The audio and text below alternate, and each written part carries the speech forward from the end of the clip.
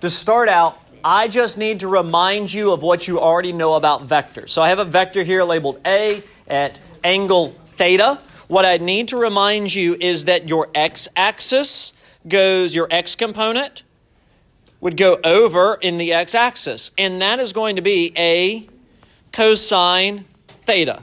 And your y-axis component goes up, and it would be A sine theta. In other words, if I were to write this out kind of in equation form here, if you ever need an x component, I'll label it A sub x. You just do the vector cosine the angle, and if you ever need a y component, it's the vector sine the angle with one important fact. That angle has to be measured relative to the x-axis, like you see up there. Angle has to be measured relative to the x-axis. That will get you your components for x and y.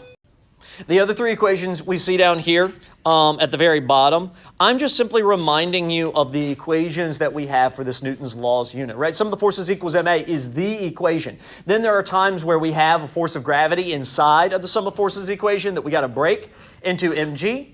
And then there are some other times we have a force of friction inside of a F equals ma. We got to break into mu, coefficient of friction, times normal force. Go get the normal force from, more than likely, the y-axis. 32 kilogram kid, constant velocity is shown in the diagram below. Okay, so I got a kid, wagon, 30-degree angle. Friction is resisting with 75 newtons of force. I'm gonna make a variable bank here. I see a mass, right? So I got M equals 32 kilograms. Friction resists with 75 newtons of force. I now know there must be some force of friction equal to 75 newtons of force. The parent pulls the handle at 30 degrees. So I have some angle of pull equal to 30 degrees. Calculate the force the parent pulls with. I am looking for F pull equals question mark. Now, last time I checked, any time that you are on Earth pulling a wagon, because that's where you pull wagons here on Earth, there's going to be, you're on Earth, there's gravity going down. So I'm going to draw FG going down like this. Okay, FG going down like that. And whenever you are pulling a kid in a wagon, you're on a surface, unless you have some cool flying wagon that I would like. And so you're going to, because you're on a surface, you're going to have normal force. Now, I'd like you to notice, nothing to notice too much yet, but I want you to notice I actually drew normal force less than the force of gravity because it's something that's going to be coming up here in a little bit.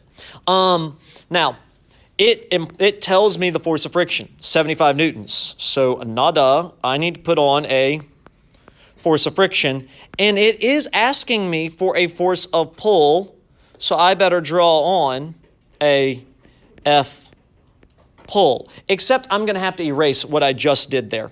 Reason why is I did not include the angle, because the angle, it goes up at 30 degrees.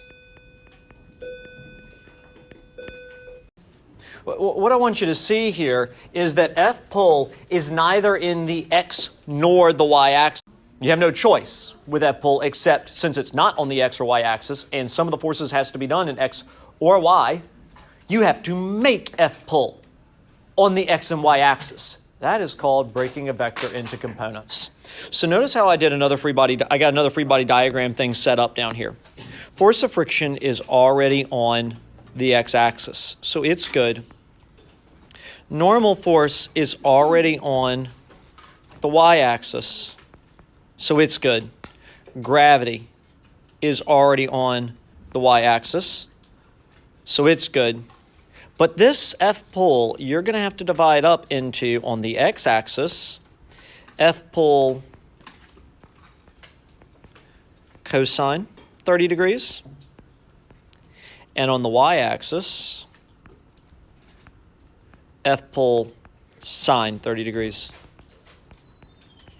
Notice how here, gravity, the length of the gravity vector is the exact same length as normal force and F pull sine 30 together, because the acceleration of the y-axis is supposed to be 0.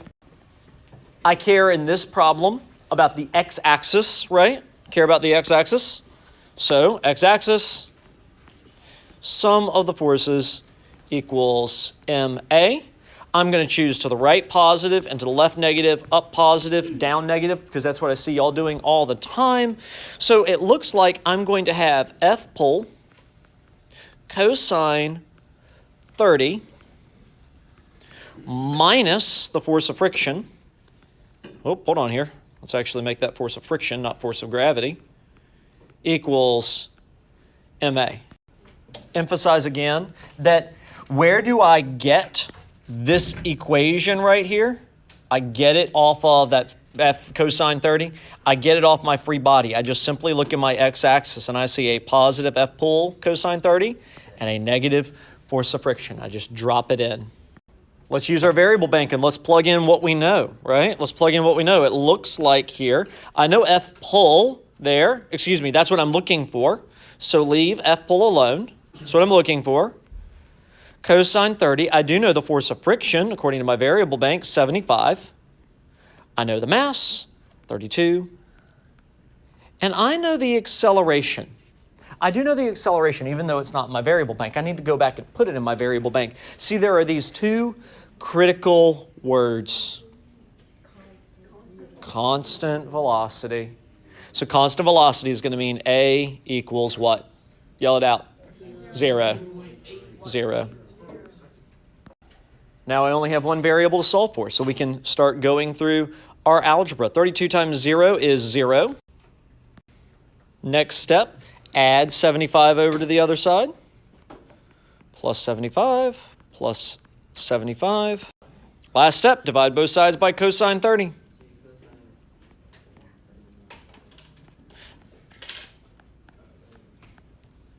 So I end up with F pole being 75 divided by cosine of 30. And the final answer, 86.6 newtons. Very, very similar problem here. A Chihuahua dog runs out from a yard, same parent and kid, so I got still a mass of 32 kilograms here. On a walk from the previous problem, causes the parent to begin to run because those little dogs, those Chihuahua dogs, even though they are small, they are kind of scary whenever they decide to come charging at you. I don't know about you. Determine the acceleration of the wagon if the parent begins to pull. So now I've got a force pull. They're telling me what the force pull is. It's 150 newtons. And it also said determine the acceleration of the wagon. Determine the acceleration. A equals question mark. And the force of pull, the parent begins to pull with 130 newtons. They also give us our angle. Theta equals 30 degrees, right? F pull, maybe we should write that out to be more specific. Equals 30 degrees. And we still have the same force of friction. I mean, after all, it is the same wagon, right? So that's why the angle stayed the same. The force of friction stayed the same here. Free body diagram looks almost the same as the previous problem, right? I'm going to end up having gravity going down, Fg. I'll have normal coming back up. I'll have friction going opposite the direction of motion. It looks like, according to my picture, the person is going to the right, so friction goes back to the left. But a difference here. The force of pull is going to be bigger. Still at the same angle, 30 degrees, but it's bigger this time because we are trying to accelerate, not just go at a constant velocity. Once again, all your force of gravity, force of friction, and normal force, they're already on the XY axis. So whenever you redraw, you do a new free body diagram where you're going to divide your forces into components, right? You don't have to do anything with those three forces. They're already on the XY axis. Just redraw them. It's this force of pull that I get divided into components. And in the Y axis, it's force pull sine theta, which is 30 degrees. We know that. And in the x-axis, it's F pull cosine theta. Notice how in the x-axis, F pull cosine theta is longer than the force of friction because we're accelerating in this case because it's a freaking little scary dog. I know it's small, but it really yaps a lot. So in the x-axis, sum of the forces equals ma. If I call to the right positive, to the left negative, I've got F pull cosine theta minus the force of friction equals ma, right? Let's start plugging in everything that we know now. I got 150 cosine 30 minus, they tell me the force of friction, so I don't have to break it down into mu times normal force. I know the mass, 32, and so I'm going to solve for that acceleration. So typing in the calculator, entire left-hand side, 54.9 equals 32a. So then my only algebraic step that I'm going to have to do here is divide both sides by 32, right? That cancels out over there, giving me an acceleration. Give me a final acceleration of 1.72 meters per second squared with 2 sig figs, which seems to be what's given in this problem. 1.7 meters per second squared is our acceleration.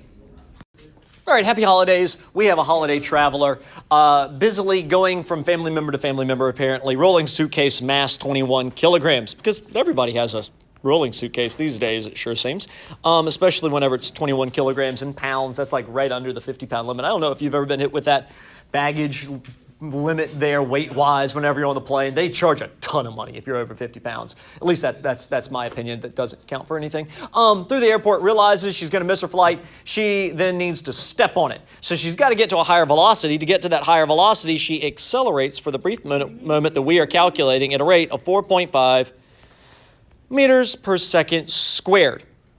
Determine how much force she pulls on her suitcase. So I'm looking for F pull.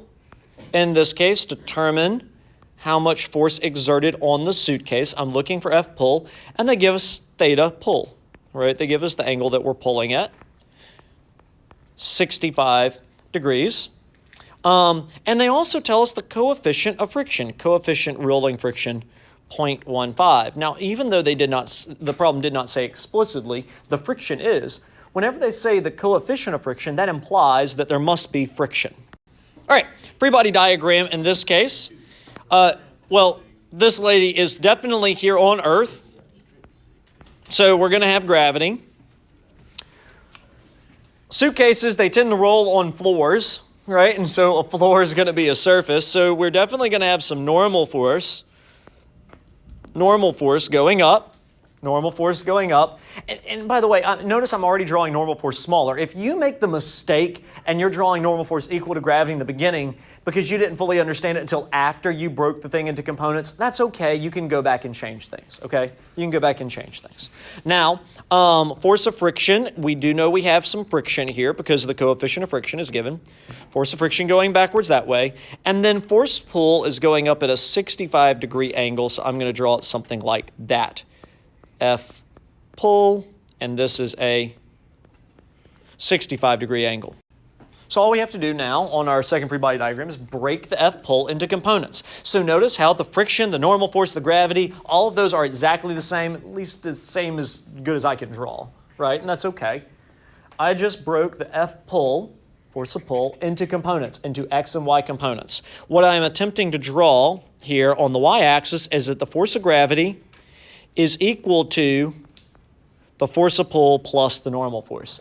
And anytime you're worried about me grading your test and you're like, he might not see those to be the exact same length, you can use what I did right there, equivalent signs on the vectors, right? Just put a single dash on things that are supposed to be exactly the same. Here I need force of pull sine theta and normal force to be combined together. That's why I put a little plus sign before I put the single dash on it there, okay? The axis that it's moving in is the x-axis, right? Sum of the forces equals ma, and the x-axis, call right positive, left negative, up positive, down negative, because that seems to be what all of y'all do. F pull cosine theta minus the force of friction equals ma. And now let's plug in everything that we already know from our variable bank that came from the problem. We are looking for F pull, so we don't know that. Cosine of 65, we do know that. We don't know the force of friction, but we do know the coefficient of friction. So big hint, whenever you know the coefficient of friction, you're going to need to break down force of friction into mu times normal force. We know the mass, 21. We know the acceleration, 4.5. Let's keep working the next line until we finally get stuck. F pole is what we are looking for. Cosine 65, we do know the coefficient of friction. That's going to be 0.15. Fn equals 94.5 here. And now I am stuck. See, I've got everything except normal force. I got to go get normal force. Where do we go get normal force from? What we've already said. Go to the y-axis. Go to the y-axis. So here, y-axis, I'm going to kind of maybe divide the two for a second. That way we don't get mixed up where we're working. Sum of the forces equals MA in the y-axis. Now here's where things are going to be a little bit different. Hopefully I don't run out of space. Looking in the y-axis, I got F pole sine theta plus normal force minus gravity equals MA. And I'm going to go ahead and tell you that you know the acceleration and the y-axis. Acceleration of 0 because it's not flying up into outer space nor plunging down to the depths of the earth, right? Let's start filling in what we can. We don't know F pole. Can't do anything with that. Sine 65 plus Fn. Can't do anything with that. Force of gravity, we can break that down. Mg equals 0. All right, let's try to work the next line. Just keep working lines until we get stuck. F pole sine 65 plus Fn minus a mass of 21 times gravity 9.81. Got to squeeze in equals 0 over there. All right, so we end up F pole sine 65 plus the normal force minus 206.01 equals 0. Now, let me remind you why we were doing the y-axis. We're doing the y-axis so that we can take the normal force, solve for the normal force, and substitute in to the normal force on the x-axis. So this is a system of equations, if you're thinking algebra here. And we're going to solve it using substitution. Get normal force from the y-axis and substitute in. If you need to see it a little bit more mathematically, think system of equations. You got an x and a y, right?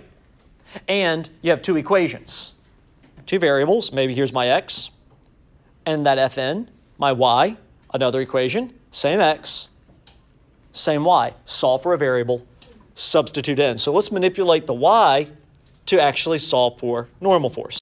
Solving that around, normal force is going to equal 206.01 minus F pole sine 65. That then lets me substitute in. Next step for us here is to distribute. If you're looking at your algebra, it looks like I am going to need to take this negative 0.15 and distribute it in. Okay, and distribute it in. So now I've got negative 0.15 times 206.1. I think I dropped a 0.01 there. So that first distributing in gives me negative 30.9 because negative 0.15 times positive 206. And now I'm going to have plus, negative times negative, 0.15 F pole sine 65 equals 94.5. Negative times negative gave me that positive for the 0.15 F pole sine 65. All right, next algebraic step. I'm going to gather like terms. See that 30.09 over here? This 30.09 does not have a variable, and this 94.5 doesn't have a variable. So I'm going to move this 30.09, get it over with the other one. All right, so I'm going to add it over. F pole cosine 65 plus 0.15 1/5 F pull sine 65. 125.4 on the other side now. I got two more algebraic steps. Notice how there is an F pull in both of those. So let's use this thing called factoring. So we factor out our F pull like you see there. Whenever you look at everything inside the brackets, that's all numbers. Hooray! Let's stuff numbers together. Get out your calculator. All right, so putting all the stuff in the brackets in my calculator to let it take care of it for me, I get this, and I'm left with only a single step of algebra. Divide 0.5586 over to the other side. So I end up 224 and some decimal newtons. If I remember correctly, looking back at my variable bank, I only get two significant figures, so I would have to reduce F pull down to 220 newtons to hit my two sig figs. Thing to remember about this problem that throws kids off. This is a standard friction problem. Completely standard friction problem.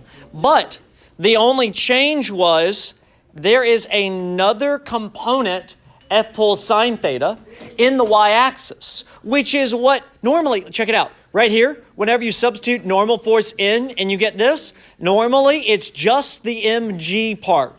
Normally it's just that mg part. This time we had another thing tacked onto it that required us to distribute and then work down and factor. That's all algebra skills you have. It's just not some that you might have applied all together in your physics class. But I think you can handle it.